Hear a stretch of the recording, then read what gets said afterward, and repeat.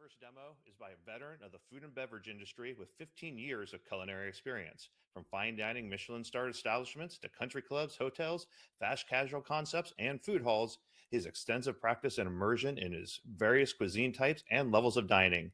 He has worked coast to coast from DC to Las Vegas, leading kitchens of all sizes, entertaining patrons and guest-facing tasting menus, and working behind the scenes opening restaurants. So please help me welcome Chef Ivan Medina.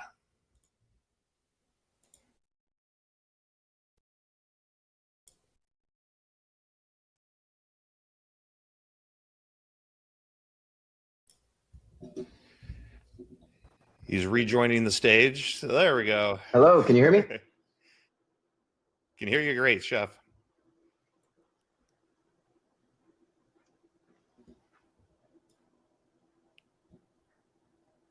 I think you're all good to go whenever your video's up and your sound's up.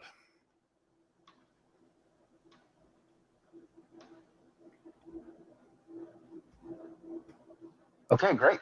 Looks like I'm on. Everybody can hear me okay. I got your comments open, so if I don't get to you, we can save it to the end.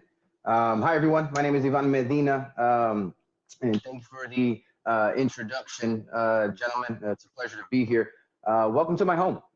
So we're going to do a little demo for you guys and show you just how easy it is to do sous vide at home just as well.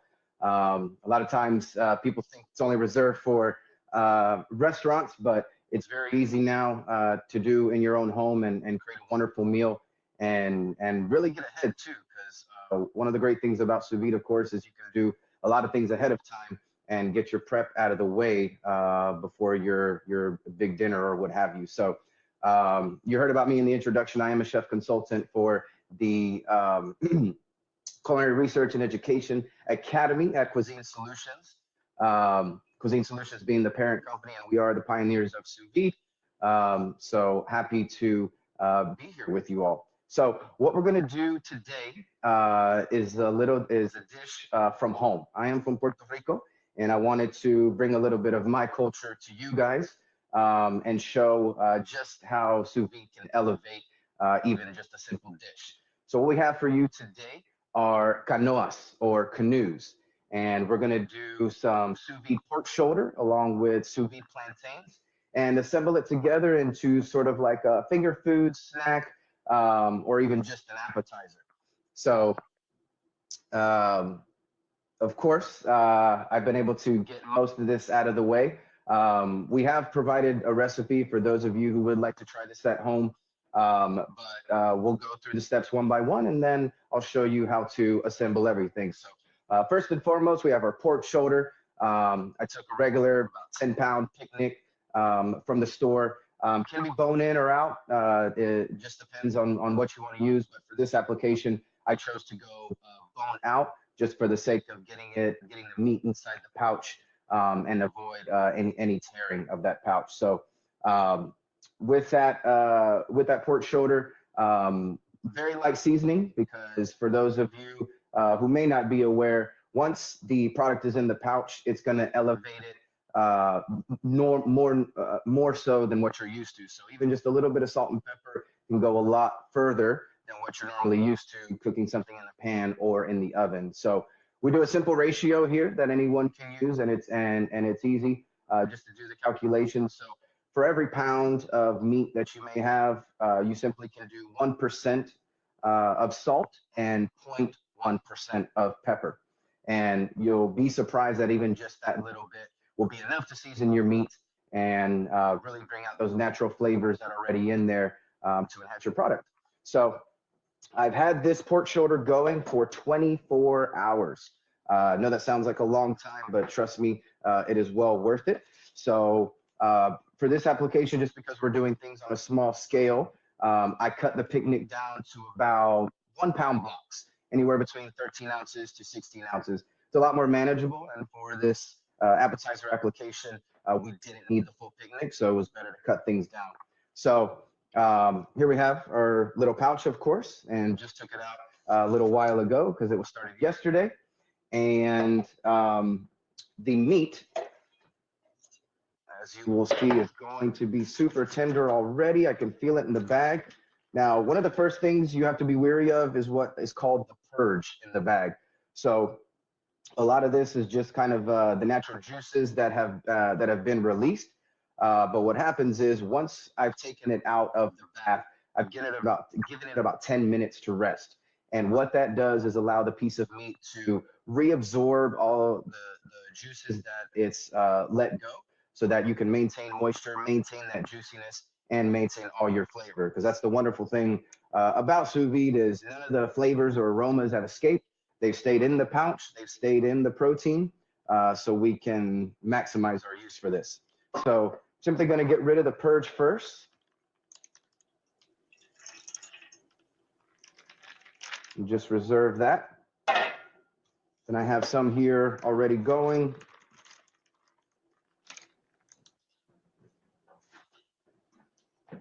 And really the great thing about this, I have a wooden spoon and this meat is shredding on its own. It's very much pulled pork style, so tender. All the juices have been retained. And this is going to be the start of our filling. Nice fat content in there to give it more flavor as well. And we're all set with the pork. So our secondary ingredient here, of course, are our plantains. For this application, you want to use yellow plantains, otherwise known as maduros. So with plantains, there's 3 stages in the ripening process. For those of you that don't know, we have your traditional green plantains that are used for frying. We have your maduros that are tended to be used in a saute application, pan-seared, if you will. And then you have your negros, which are your super dark, fully ripe plantains. For some, it looks a little off-putting because it's completely black, but I promise you it's not rotten. It's just ripe to its maximum ripeness, if you will. And those are really sweet. So I've even used those in dessert applications. You might see them in Puerto Rican restaurants as a dessert, or one cool application you could do, instead of doing bananas foster, do plantains foster with those sweet plantains. So there's a different use for all of them here. But what we've chosen for this are the maduros, the yellow ones. They're already softer. They're already starting to develop some sugars. They're less starchy. And it lends well to sous vide because what we want to achieve here is just a softer plantain. So it's a bit malleable, but not mushy as well. If we went and used the black plantains, the darker ones, it would essentially turn into a puree. So we want to go with the maduros to maintain a little bit of that firmness. And I have those here. And what I've done is, based on what we've called this dish, this is a canoa. So I've dug out a little kind of insert in the middle of the plantain to create like a boat-shaped structure, right? So that's where our filling is going to go. And we have these prepped and ready to go. So with that, you want to preheat your oven to a broiler setting. Although all this stuff is cooked, we are going to warm it at the end, and we need just a heat source to melt the cheese. So my oven's going, it's about 500 degrees on the broiler, and then now we can start the assembly, if you will. So the next component we have here is a very traditional component of Puerto Rican cuisine and Caribbean cuisine for that matter. What we have is called picadillo. So picadillo is essentially our trinity, or our mirepoix, if you will. So this is it's used as a cooking base in a lot of meat preparations. If you ever had empanadas from the island, you're gonna almost always find picadillo in there. But because we've done the pork sous vide, I cooked this separately. So real simple, fine brunoise. For those veggies, you got your red peppers, your green peppers, onions, and garlic. I've cooked those down, sweated them, if you will, as we at restaurant speak. Sweated those down so they got translucent. Then we added some fresh garlic, cumin, coriander, and then at the very end, finished it off with some unseasoned tomato puree just to bring it all together. So you have this nice, rich, stewed down veggie base. So what I'm going to do is add that to the pork. And this is going to really bring everything together. And I tell you what, even without this application of canoas, if you wanted to stop right here and make a meal out of this, you totally could. Just make yourself some white rice, pour it on top, you got a meal. It's fantastic. So And you can make this ahead of time. You could freeze it and kind of just save your filling for future occasions. As I said, you can make empanadas with this if you want to, but also it could just be kind of considered like a braised stew meat. And I see some comments on there. Somebody mentioned using purge in stocks. That's a very good idea. I am not throwing that away. And someone even said, who's that, George, freezing them in ice cube trays. That's a very, very good idea. There's still a lot of flavor in there. The meat is absorbed as much as it could, but there's still some flavor in that bag. So definitely something to use there in other applications, or even just kind of as a deglazing component for a braising meat. So moving on next, we can start assembly. So if you've received a copy of the recipe, I did add another little fun component, not necessary here, but just to give it some more oomph, if you will. I added a recipe for pickled onions. You can actually do that in a pouch as well. It really reduces the time it would take to normally do pickled onions. Typically with pickled onions, you want to heat your vinegar base, right? And then pour it over the onions, let that cool, and pretty much go 24 hours or overnight.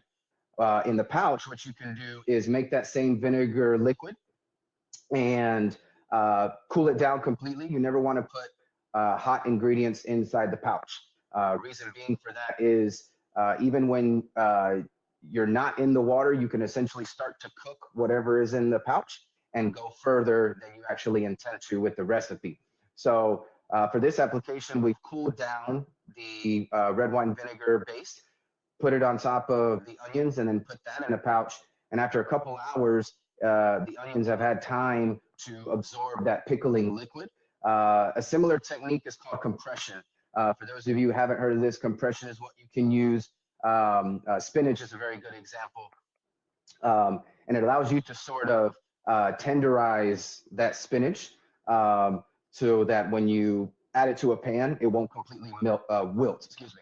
It'll allow you to still maintain that nice thick leafy structure, and you won't waste a whole bag trying to make 2 orders of spinach. So kind of same vein here. We've given it a couple hours. The onions have fully absorbed that red wine liquid, nice bright fuchsia pink flavor there. And it's going to add a nice little acidity to this dish at the very end. So we're just going to go on an assembly here. So as much as you want to, but you don't really want to overflow the canoa. You want to keep everything within the plantain body itself, okay?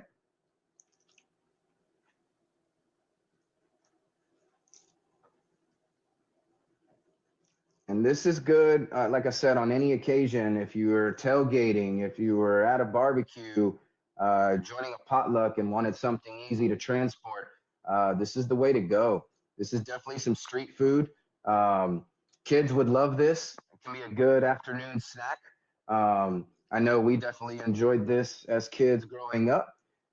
It's got your veggies, so you can be assured that your kids are getting some healthy ingredients in there, of course. All right, so we've got our filling there ready to go.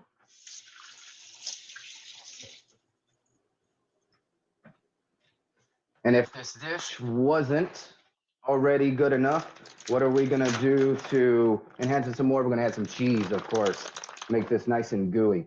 So just gonna sprinkle some cheese all over the top there. And in this case, I use mozzarella, not too salty of a cheese on this one. You wanna be careful because already seasoned the meat, already seasoned the picadillo, and even the plantains as well. So you don't want to overdo it. You want to get a nice lighter salted cheese. So we're ready to go here. We've got our plantains, we've got our filling, and we've got our cheese. Just gonna prop it in the broiler for about 5 minutes or so. And just get that cheese melted. So do you have to squeeze out of the water from the spinach then? Sherry, no, you don't. So what happens is when you do compression, nothing is sort of released from the spinach nor reabsorbed. what it's allowing is you're pushing those cell walls together and you're strengthening the structure of the spinach itself, which is why it doesn't wilt. Because whereas all those cell walls kind of had water going in between them, you've sort of just brought that back all together and created a little bit of rigidness to that spinach. So when you pop it in the pan, it literally keeps its shape. Really cool. You want to be careful though with anything sort of hardier than that, because what happens with compression is you seal your bag, of course, and create your vacuum. After one pump, as we like to call it, in a vacuum sealer, you want to take off your seal bar because you've already sealed the bag and you don't need to apply that heat anymore. And what you want to do is go a couple more cycles, depending on your amount, depending on the size of the bag, of course. You go a couple more cycles, and like I did with the pickled onion, all you're doing is sort of expanding the bag and compressing it again to where the in this case the pickled onions are like absorbing all that liquid that was in the bag and essentially creating the pickled product in the bag. If your chamber vac has a marinate function, not as deep vacuum, or multiple high cycles, I would go multiple high cycles. I have one here that does marination as well, but the high cycles are better because you want to make sure that you get enough pressure in there in that bag so that the absorption can happen. Let me see what other questions I can answer here. Yes, 1%, Bill, 1% of salt and 0.1% of pepper per pound of your meat, okay? Of course, Richard, thank you. And thank you all for being here. This is a really fun opportunity. You know, part of what we do at CREA is teach people how to do sous vide both correctly and safely. But it's for everyone. You don't have to be a restaurateur. You don't have to be a professional cook. We've had people join our classes of all walks of life, and some people just enjoy cooking and want to know, you know, advanced techniques, and it's really welcoming. Yes, there's a lot of science behind it, but it's cool science. It's food science, and that's what makes it interesting. Is you get to learn more about the product that you're using.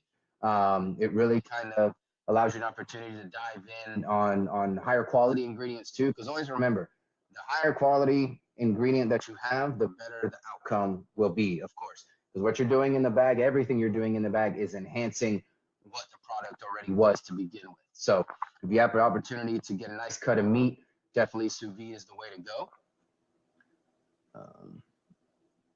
And we usually work in grams. I see a couple people asking about that. It's just a lot more accurate, you know, kind of pinpoint precision there. So I would recommend any measurements. I put the recipe in teaspoons just to make things easier. But if you have a mini scale, grams can definitely be more accurate. All right, so we're getting pretty close there. Start our plate up here.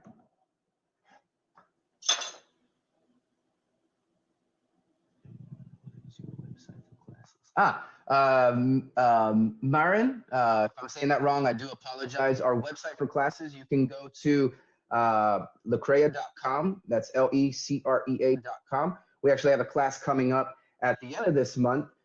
It is on site, so we're based out of Sterling, Virginia. That's where our corporate headquarters is, and that's where we do teach our courses. We have another course coming up at the end of November, November 28th through the 30th. We do have some slots still available, so those of you interested, feel free to contact me afterwards or visit the website and give us a shout. We'd love to see all of you live. It's a wonderful experience. It's a 3-day course. We break everything down in sessions. So we do a meat session, seafood session, and do a veggie session as well. That's a mixture of all produce, like fruits and vegetables. And please tip the camera so we can see better. Yes. How is that? I'm gonna try to get my face on the plate so you can see what I'm doing. And yes, we do have online classes. Thank you, Richard, for that. For those of you who can't make it, there are some tutorials online that you can check out. But I promise you, the immersion course is very cool, very worthwhile, and it allows us to do hands-on approach with all this.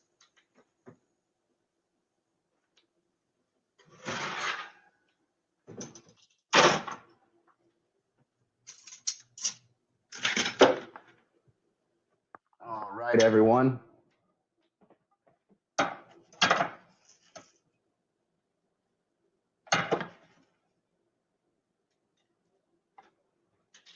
So here we go. There is cheese everywhere, and we've got some nice caramelization on the cheese. Remember, everything was already cooked. Everything was already hot. So we were just kind of bringing everything together. And now we can go for some garnish. So like I said, we have some pickled onions here. And the cool thing about this dish too, it's very colorful. So if you're looking to impress some folks, this is just a really good eye pleaser as well. And got some nice vibrant color to it. So I really like acid, so I am not being shy with these pickled onions. And just as an added treat, I've also made some pickled Fresno peppers in the same technique that I use for the pickled onions. Again, you just want to make sure that you cool your pickling liquid before you add it to the bag, okay? So this adds a little heat. In Puerto Rico, we typically don't eat spicy food. However, I do have a spicy palate, so I do like to add a little heat. And again, it's more color. And just to finish things off, we got some nice cilantro leaves, add some herbaceous notes and freshness to this. And folks, here you have it. Sous vide, canoas from Puerto Rico. Delicious. And as with everyone, I do have to take a bite to assure you that this is real food. And here we go. Amazing, everyone. Amazing. Thank you. Thank you. So, does anybody have any questions?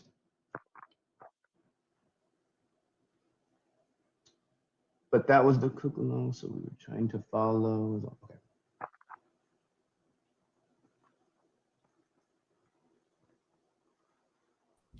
Chef, that looks amazing. Can you talk a little bit about the three-stage cooling process? Thank you. Thank you, Richard. Can you hear me when I talk, Chef?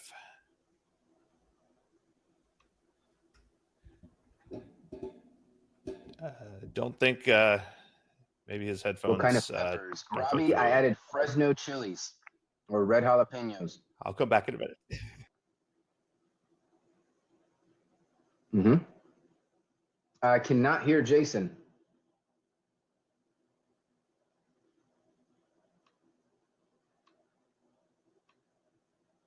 Can you hear me, Chef? Can you discuss three-stage cooling process? Yes, that is a very, very good question.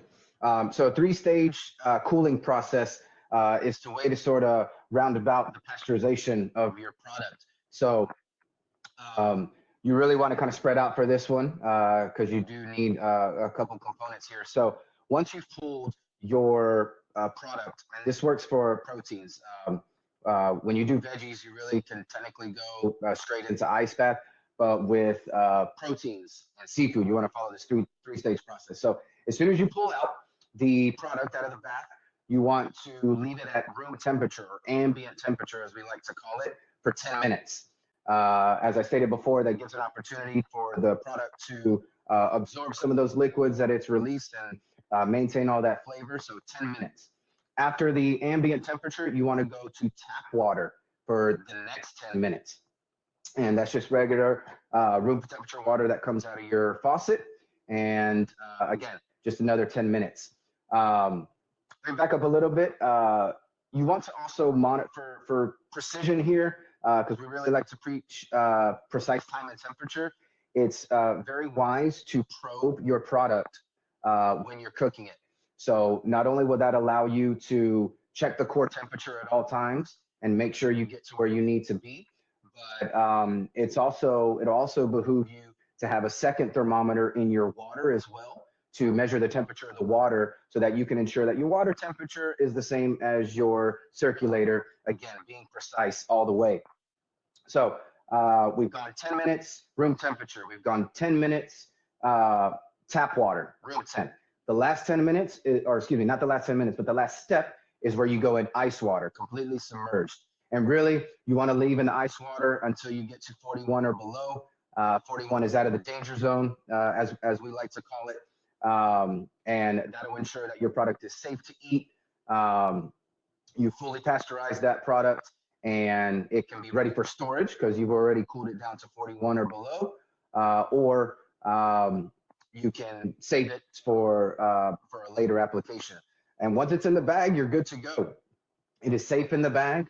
It's good for storage, and you can even freeze it for a long time if you'd like, or you can leave in your fridge for about a week, I would say, before you need to think about throwing it out.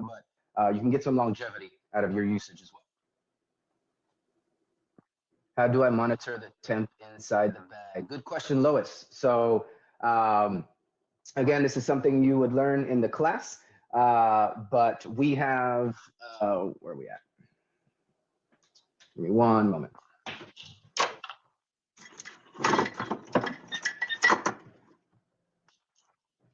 So we partner up with ThermalWorks, and they make probes for sous vide cooking. So this is the thermocouple probe right here, digital probe.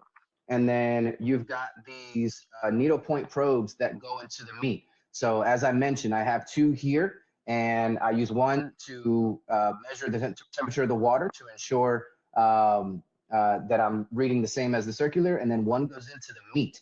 You want to find the thickest part of the meat. It doesn't matter what shape the meat is, find the thickest part of your meat, because if that thick part has reached the temperature that you want to achieve, then you can assure that the rest of the meat has reached that temperature. So it's not intrusive at all. It's very thin. It won't mess up your cut of meat. And this is very precise. So you can also find the link to ThermalWorks through our website to see some products that we use. But yeah, these are very good. Seal the probe in the bag. No, you puncture the bag with the probe. Without giving away too many secrets, Lois, I can tell you that there's a cool trick but then there's a hole in the bag. Marin, no, there's not.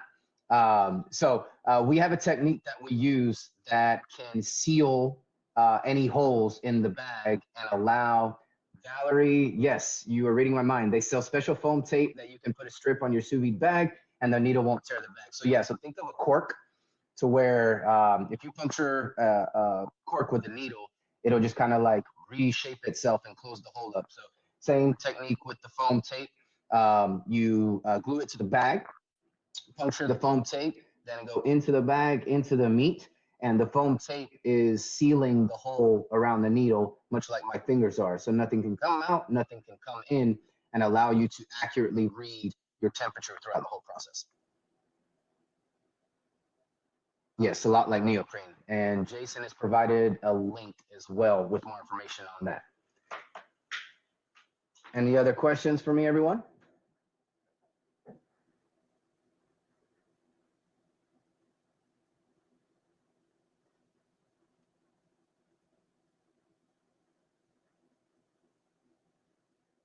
Thank you, everyone. It was a pleasure being here with you all. I appreciate you guys having me. Again, please visit our website at lecrea.com to find out more info. And we look forward to seeing you all in the future. Thank you so much. Thank you so much, Chef. We really appreciate you coming on, and that was a great presentation. There's learned a lot in it. It was really enjoyable. And as a non-professional cook, I took the CREA class, and I really enjoyed it too. You know, it's 3 days of really, really intense, dedicated sous videing, and you get to try a lot of really cool stuff. I know Mike recently did it and loved it as well. So it's something that, you know, it's definitely tailored around professional chefs, but as an adventurous home cook, is something that I really enjoyed. So I definitely recommend it if you want to dive into a lot of the science behind sous vide cooking. It's really cool.